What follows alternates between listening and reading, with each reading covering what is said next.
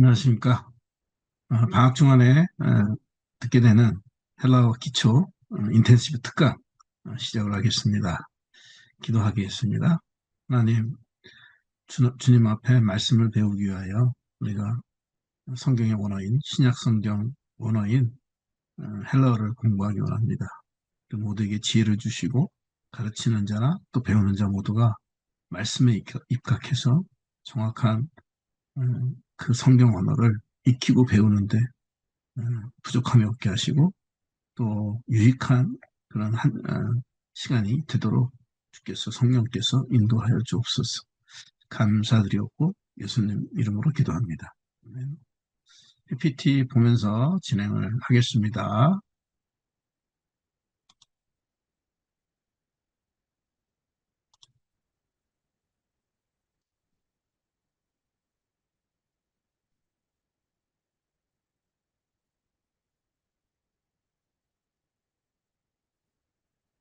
네, 1강 알파벳부터 이제 배워야 되겠죠.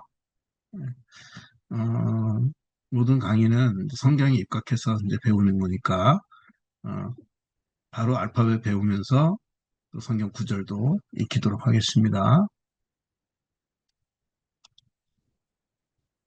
첫째, 이제 오늘 학습 목표부터 이제 특별히 이제 짧은 강의 두 강의를 하게 되는데요. 그 나누어서 이제 학습 목표를 어, 우리가 보도록 하겠습니다. 구절은 그 요한복음 1장 1절 en arche en ho logos 태초에 en 있었다 오 로고스 말씀이 계셨다.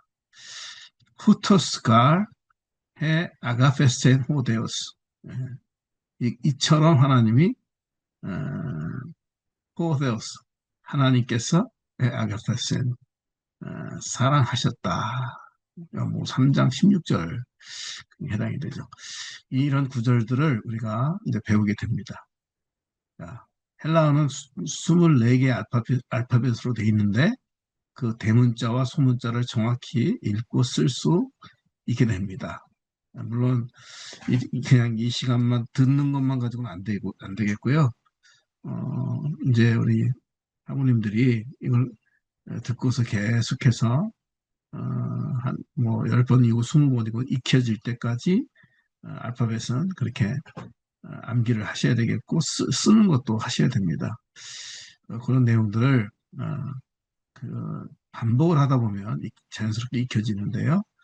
우리가 이제 나이 드신 분도 반복 앞에서는 그 연식도 물러가게 됩니다. 각 문자의 명칭, 그것들을 또 음가, 그, 그것이 이제 우리 한국말로 음역을 했을 때 그런 내용들을 알 수가 있게 됩니다. 모음, 자음, 그리고 이중모음, 이중자음 이것들을 분류할 수 있고요. 그 다음에 발음의 규칙도 우리가 적용할 수 있게 됩니다. 악센트가 있는데요. 이제 예리한 악센트가 있고 완만한 악센트가 있고 곡절의 악센트가 있습니다. 그런 것들을 우리가 배우게 되는데요. 그 악센트가 3개, 3종이 있고요. 기식, 에, 숨을 들이키고 내쉬고 하는 거친 숨쉬기, 그리고 부드러운 연한 숨쉬기가 있습니다. 그런 것들을 우리가 이해하고 알 수가 있게 됩니다. 구두점과 특수부, 아포스트로피, 뭐 이오타, 그다음에 디아에레시스 이런 것들이 그 부호인데 이것들 우리가 이제 구분을 할 수 있게 됩니다. 식별을 할 수 있게 됩니다. 그래서 오늘 이것을 통해서 우리는 이오아네스, 이오아네스, 그래서 이제 요한복음 1장 1절 그리고 3장 16절을 원어로 소리내어 읽을 수가 있게 되겠습니다. 자, 왜 헬라어를 공부해야 하는가? 그거는 신약 성경이 본래 헬라어로 기록되어 있기 때문에 우리가 복음의 가치를 소중히 여긴다면 성경의 언어를 열정적으로 붙들어야 되겠죠. 마르틴 루터, 개혁자, 종교개혁의 기수였던 마르틴 루터가 바로 이야기를 했습니다. 헬라어를, 원어를 공부해야 된다. 그리고 붙들어야 된다. 왜 그러냐면 그 성경 헬라어의 그 어, 성경의 언어를 알아야만 복음의 가치를 우리가 소중히 여기는 것과 그 서로 연결이 될 수 있다라고 이제 왜냐하면 당시에는 오늘날처럼 성경이 많이 있었던 것이 아니고 다 언어로 기록되어 있었기 때문에 이제 이런 말을 할 수가 있고요. 두 번째는 자 성경을 왜 공부해야 되는가? 헬라어를 성경을 바르게 해석할 수 있는 능력을 배양할 수 있기 때문입니다. 수많은 우리 그 신학적인 질문들이 있겠죠. 그것들이 우리가 다른 사람에게만 무슨 그 신학자에게 그리고 주석책에만 의존하다 보면 이 사람은 저렇게 말하고 저 사람은 이렇게 말하고 그러다 보면 막 이게 혼동이 되고 헷갈리고 그렇게 되는데 내가 직접 성경의 언어를 알면 스스로 판단할 능력을 얻게 되는 것이죠. 메이천이라는 사람은 신학자 개혁주의 신학자인데 바로 이렇게 스스로 성경을 읽고 판단할 수 있는 능력을 배양하기 위해서 헬라어를 공부해야 된다. 물론 히브리어도 마찬가지고요. 그 다음에 이제 사역의 현장에서 시간을 절약하기 위해서 반드시 헬라어를 공부해야 된다. 이게 무슨 말이지? 아니, 헬라어 배우는 게 너무 힘들고 어렵고, 그래서 뭐 시간도 없고, 그래서 헬라어는 건너뛰고 그냥 주석책을 보는 게 간단할 것 같은데, 아닙니다. 이 원문의 성경, 그 원문을 느리더라도 거북이처럼 그냥 조금씩 조금씩 공부해 두면 이것이 나중에는 엄청난 그 시간을 절약하는 그런 그 왕도가 됩니다. 지름길이라고 할 수는 없지만 천천히 가더라도 왕도를 갈 수 있는 거죠. 그러니까 우리가 보통 뭐 어떤 정보를 신학적인 정보나 해석에 관한 어떤 이야기를 얻을 때 보통 주석서, 신학 단편, 단권 이런 것들을 보게 되는데 사실 이건 2차 자료입니다. 직접 우리가 그 성경의 언어를 가서 보는 것이 아니기 때문에. 그런데 우리가 헬라어를 하다 보면 원문과 내가 이제 친숙해지고 원문을 늘 생각하고 있다 보면 아 어떤 신학적인 문제가 다랬을 때 원문에서 직접 그 의미를 캐내오기 때문에 훨씬 더 이 쓸데없이 2차 남들이 한 말에 휘둘리지 않게 되는 그러니까 휘둘리지 않음으로 직접적으로 소통이 되는 훨씬 시간이 절약되는 거죠. 이 로버슨이라는 사람이 이런 말을 했습니다. 또 이 성경 헬라어를 공부해야 되는 까닭은 무엇보다도 말씀의 권위와 말씀의 중요성을 우리가 볼 수 있기 때문에 그렇습니다. 보통 이제 번역서나 또 우리 한글 성경 가운데 그냥 그 성경 언어의 그 계시 안에 담긴 중요한 의미들이 그 퇴색되거나 희석되는 경우가 많습니다.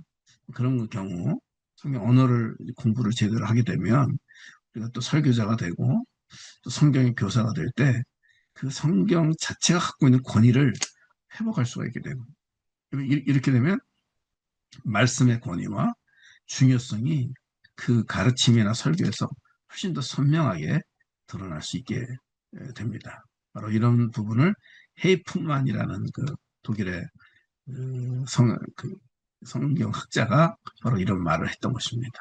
헬라어를 왜 공부해야 되냐?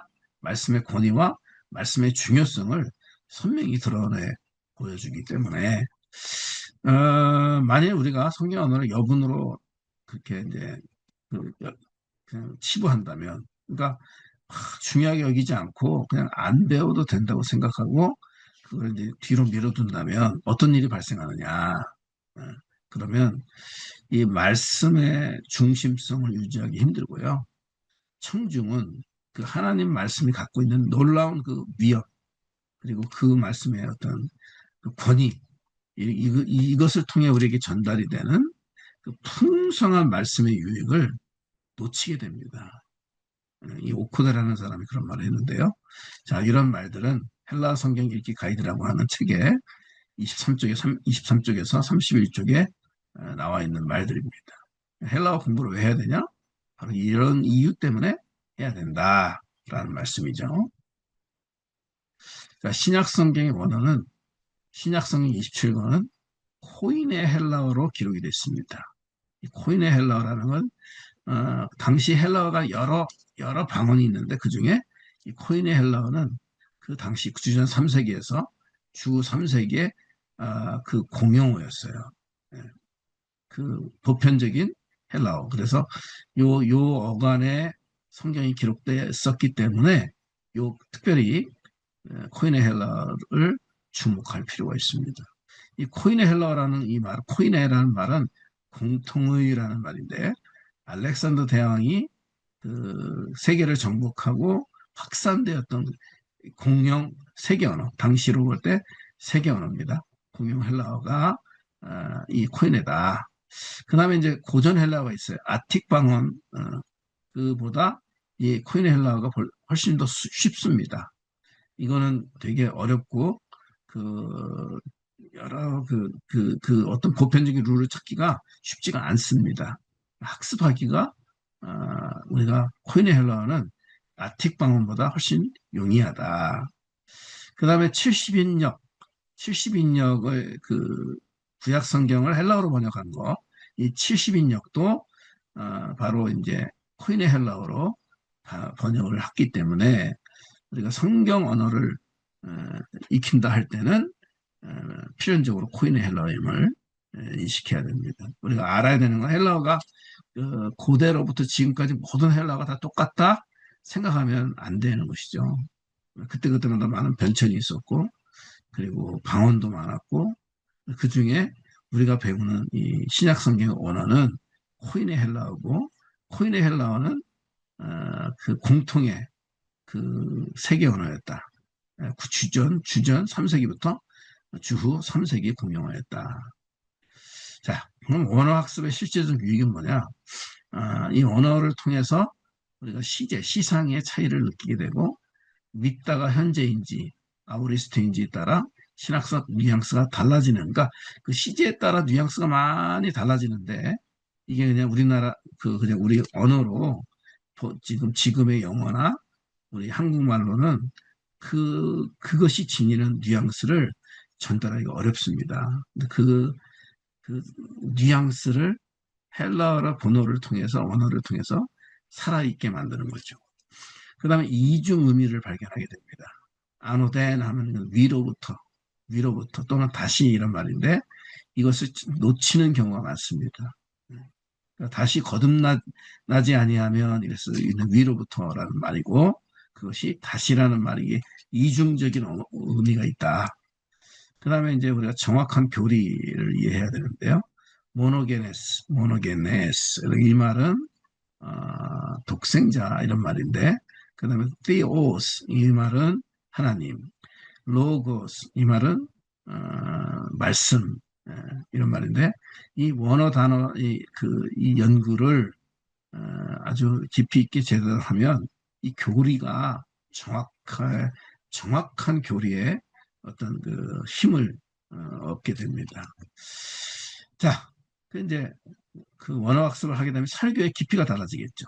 원어 분석을 하게 되고 그리고 그 원어 분석을 통해서 설교의 포인트가 탁탁탁탁 집어지게 됩니다.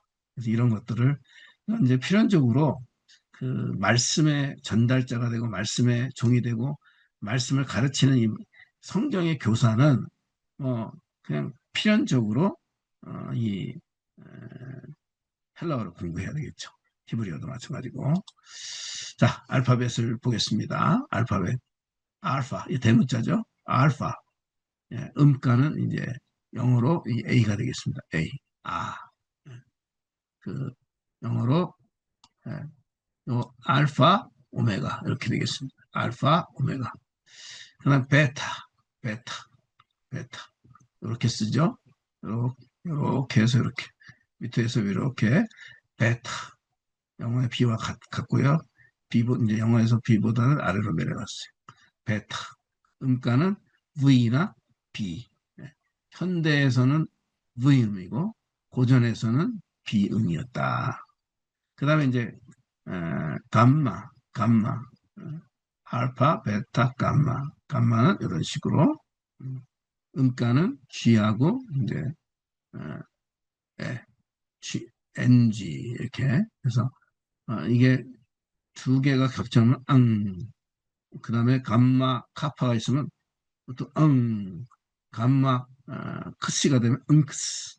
그 다음 감마, 키는 응크. 이렇게 발음이 되겠습니다. 델타, 델타. 이제 영어로 D 발음이죠. 델타 포스 할 때 델타. 그 다음에 엡실론, 엡실론. 영어의 음가는 E. 짧은 짧은 이거 짧은 음입니다. 예, 항상 단모음이죠. 그 다음에 제타, 제타, 제타, 제타는 제타, 제타는 영어의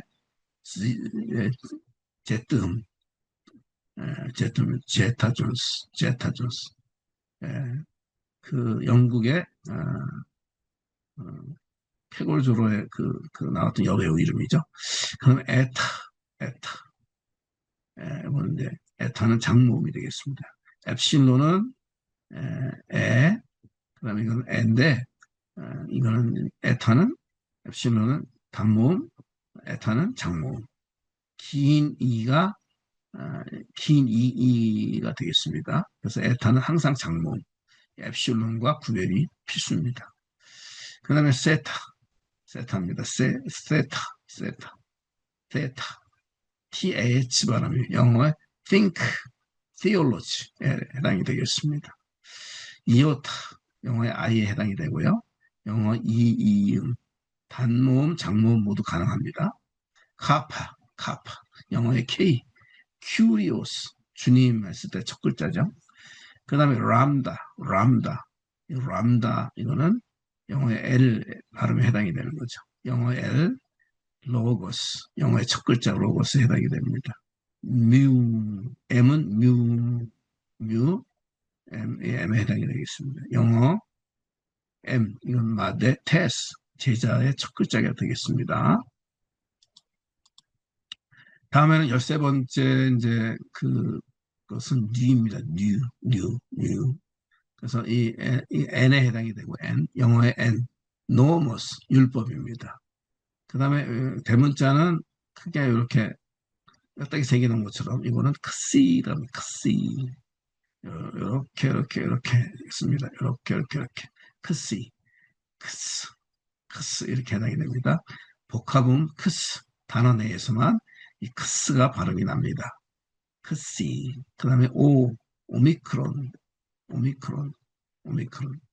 이 오라고 읽지 않고 오미크론이라고 읽는다는 걸 염두에 두셔야 됩니다. 이 오미크론은 단모음입니다. 오라는 그것의 단모음. 그 다음에 이건 파이입니다. 파이는 P자 형태로 영어의 그러니까 이 헬라어는 그 과학적인 그 용어나 과학의 용어나 또는 그 수학의 용어로 많이 채용이 됩니다. 파이는 아시겠죠? 3.14.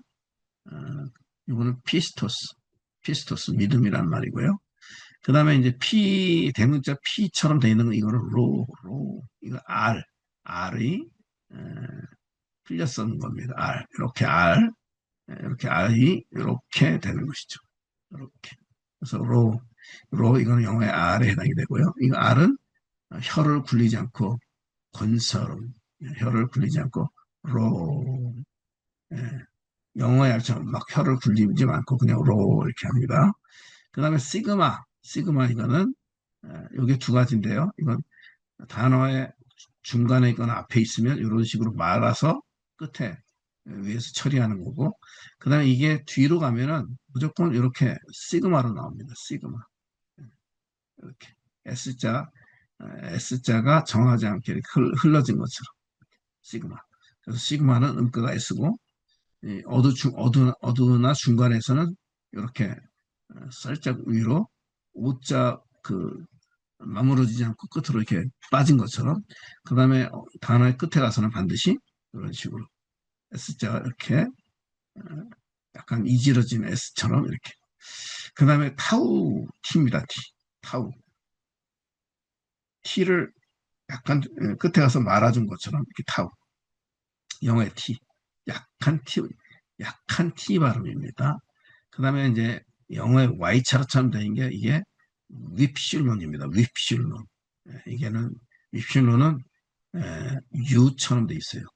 소문자 V 이거는 B가 아니라 new 이거는 N에 해당이 되고 그다음에 윕실론 이게 이제 그 에, Y에 해당이 되는데 어, 이거는 윕실론 그래서 Y나 U 그러니까는 그래서 독일어 유, 위 발음이 됩니다. 위 발음. 입술을 덩굴게, 그리고 이 발음. 이렇게 되는 거죠. 그 다음, 피, 동그라미 밑에, 동그라미 가운데 짝대기 있는 거, 그리고 이렇게 돌아서 짝대기 내리는 거, 이 피입니다. 피, ph, f 발음입니다. 영어 F. 그래서, 필리아, 사랑의 첫 글자가 되겠습니다. 그 다음에 X처럼 돼 있는 거고, 그런데 요 X 이렇게 돼 있는 거, 키입니다. 키, 키. 이 키는 그 뒤에, 음, 음가는 KH 발음 또는 CH 발음. 이 도굴의 바흐에 해당이 되는 거예요. 바흐. CH는 카리스 이렇게 됩니다. 카리스 그러니까 카리스 되는데 보통 이제 그냥 카리스 이렇게 하죠. 근데 10개 H 발음이 에, 묻어나게 되어 있습니다. 그 다음에 푸시, 푸시는 PS, 그러니까 PS, 푸시, 복합음입니다. 그래서 PS는 푸시캐, 영혼에 해당이 되는 첫 글자, 푸시. 여기 안에 자음이 2개 있는 것처럼 푸시캐 이렇게 됩니다. 그 다음에 이제 마지막으로 오메가. W처럼 되어 있는 거. 이 오메가는 오의 장모음입니다. 그래서 알파와 오메가. 그래서 알파는 첫 글자, 오메가는 끝에. 그래서 나는 알파와 오메가가 처음과 나중이다. 처음과 끝이다. 하시는 말씀이죠. 그래서 항상 요 오미크론은 단모음, 그다음에 오메가는 항상 장모음이 되겠습니다. 어, 또 이제 헬라어 모음을 구별을 합니다. 헬라 모음은 7개입니다. 에, 알파, 그다음에 엡실론, 에타, 이오타, 오미크론, 어, 윕실론, 그다음에 오메가. 예, 그래서 에, 이, 오, 위, 오 이렇게 됩니다. 그리고 단모음과 장모음 구별이 되게 중요해요.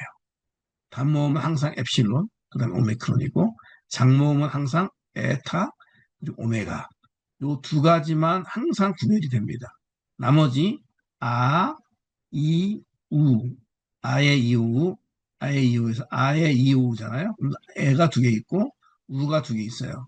나머지는 이, 우는 이, 우는 이거는 항상 문맥에 따라 결정을 하게 됩니다. 그다음에 이중모음이 있어요. 딥텅이라는 이중모음이 있는데 2모음이 합쳐져서 한 구조를 이루고 있죠. 아이, 에이, 오이, 위, 아우, 에우, 우, 에우 이렇게 이중모음의 한 음절을 형성한다는 거. 이게 되게 중요합니다. 자음 앞 위의 발음주의. 그래서 자음 앞에서 위 발음은 어, 예를 들어 아예 이유잖아요. 에우, 아우, 에우. 그다음에 유성음이는 V 발음이 됐어요. V 발음. 그리고 이제 아우, 에우 플러스 무성음은 그다음에 F 이런 식으로 그 발음이 바뀌어진다는 것이죠. 자, 우리가 무성음이 어떤 거냐? 무성음.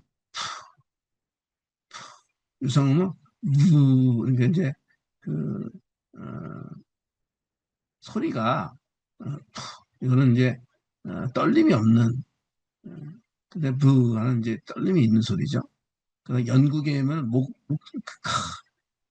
카프 할 때, 할 때, 어, 예, 목 근육이 열리는, 그리고 그, 어, 유성음이죠. 그리고 치음은 트, 드, 이빨을 물고, 그리고 이제 목을 열어서 입술을 부딪혀서 이렇게 하는 소리인데 그런 소리 중에 입술을 부딪혀서 하는 소리에 그다음에 부, 푸하고 부는 이 푸는 무성음이고 부는 유성음이다.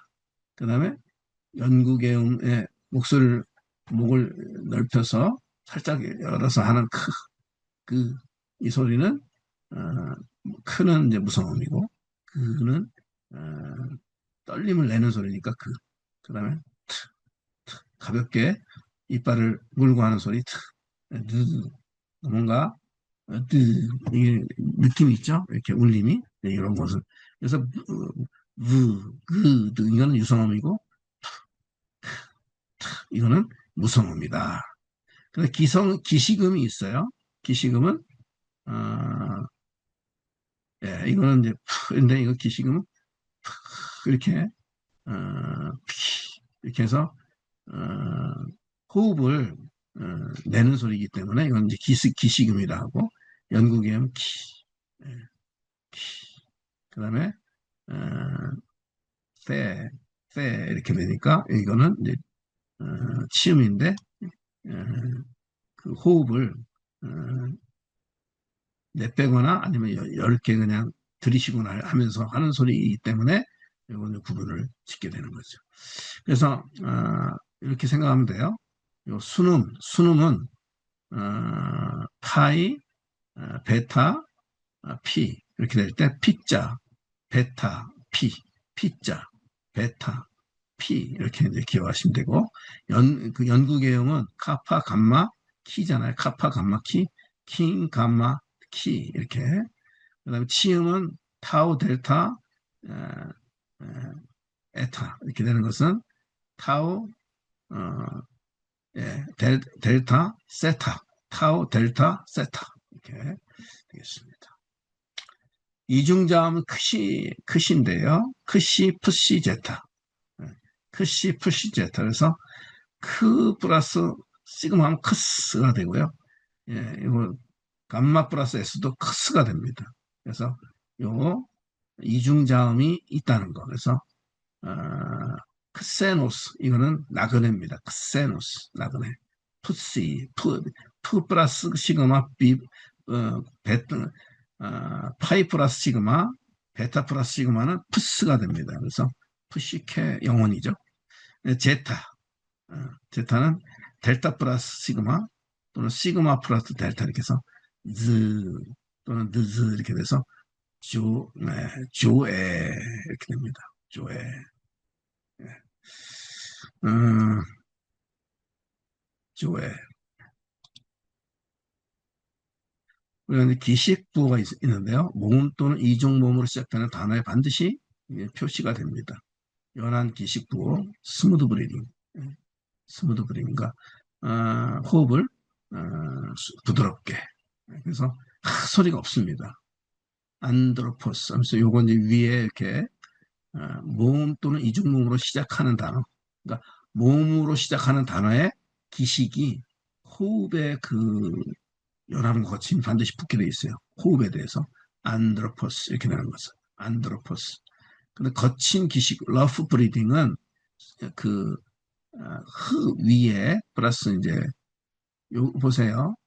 요거는 그 콤마가 이렇게 콤마가 어, 제대로 돼 있고 요거는 콤마가 거꾸로 돼 있어요.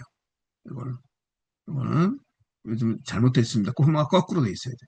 요거는 콤마 안드로포스고 요거는 거꾸로 돼 있어서 호, 허, 허, 로거스 이렇게 되는 거죠. 그래서 그냥 이거는 호 이렇게 되죠.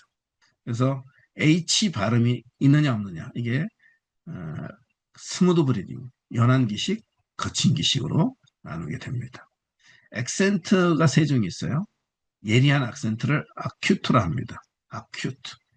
아큐트는 오른쪽에서 아래로 이렇게 그 어, 콤마 오른쪽에서 아래로 콤마 그 다음에 이렇게 짝대기 긋는 거 이렇게 그래서 콤마는 이런 식으로 하죠. 이렇게 그 다음에 거꾸로는 이렇게 그래서 이렇게 한 것은 오른쪽에서 아래로 위에서 아래로 이렇게 오른쪽에서 아래로 이렇게 하는 것은 어, 그 오른쪽에서 왼쪽으로 이렇게 내 입장에서 오른쪽에 본인 입장에서 오른쪽에서 왼쪽으로 이렇게 가는 거는 그거는 이제 연안 브리딩. 그다음에 왼쪽에서 그 오른쪽으로 이렇게 가는 거는 그거는 이제 거친 브리딩 이렇게 되죠. 근데 액센트는 마찬가지로 오른쪽 위에서 왼쪽으로 이렇게 짝대기 딱 긋는 거. 이거는 이제 어, 높낮이가 상승이 되는 거. 높낮이가 이렇게 올라가는 거.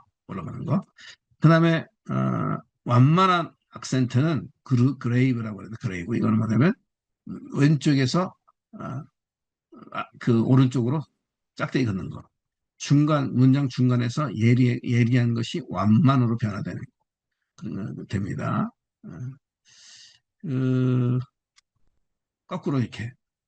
그래서 이제 그레이브고요. 그 다음에 서컴플렉스라고 있어요. 예리하고 완만하고 이렇게 음, 이렇게 이제 흐르는 거죠. 어, 올라갔다 내려오는 거. 그래서 이제 곡절 악센트 이거는 장모음과 이중모음에만 도론 이렇게 됩니다.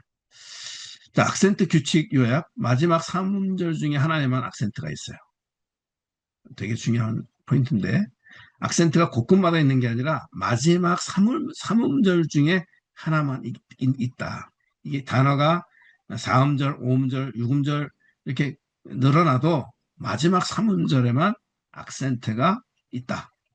그래서 곡절 악센트는 마지막 2음절에 그러니까 그 끝에서 두 번째 음절에만 이 서컴플렉스가 와요.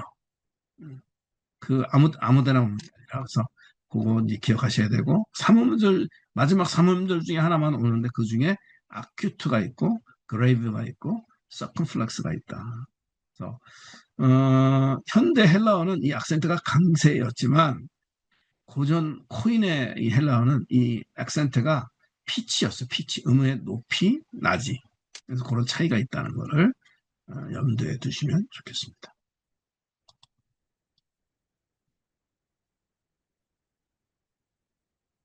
우리 잠시 쉬었다가 계속해서 진행을 좀 하도록 하겠습니다.